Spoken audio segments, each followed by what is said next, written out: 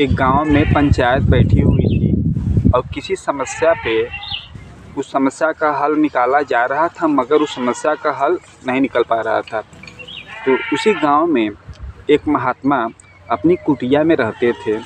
तो लोगों ने यह फैसला किया कि चलिए चलते हैं और महात्मा जी से बातचीत करते हैं, शायद मामले का हल निकल जाए।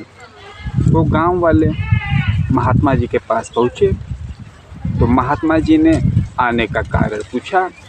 तो गांव वालों ने बताया कि महाराज, गांव में एक कुआं है और 3 कुत्ते लड़ते लड़ते उसमें गिर गए और उसमें मर गए। अब हम लोग बहुत प्रयास कर लिए, मगर अब पानी पीने लायक नहीं रह गया। तो बताइए कैसे क्या करें कि हम उस पानी को पी सकें। तो महात्मा जी ने कहा कि ऐसा है, जाओ और उस कुएं में गंगा जल डालो। तो गांव वाले गए, गंगा जल डाला, समस्या का हल नहीं हुआ। फिर गांव वाले आए तो बोले समस्या का हल नहीं हुआ।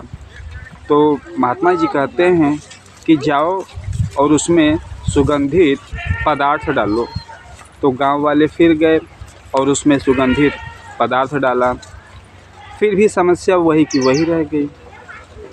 फिर वो लोग आए महात्मा के पास, बोलते हैं महाराज अब भी वही हाल है। तो महात्मा जी स्वयं वहाँ पे पहुँचे और वो कहते हैं कि जो कुत्ते लड़ते लड़ते इसमें गिरे थे और मर गए थे, क्या उन कुत्तों को बाहर निकाला?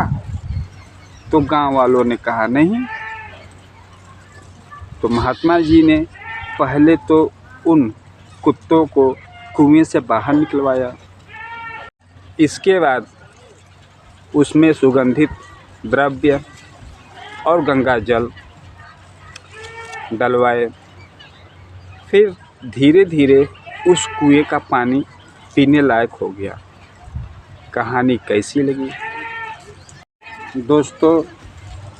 बहुत ही मार्मिक बात है, गूढ़ रहस्य है।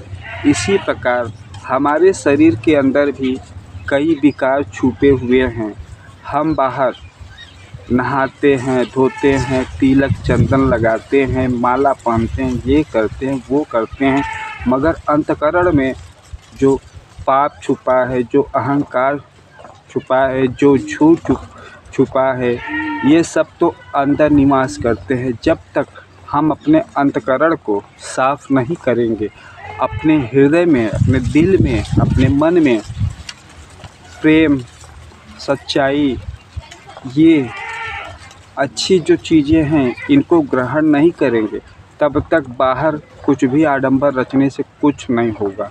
जिस प्रकार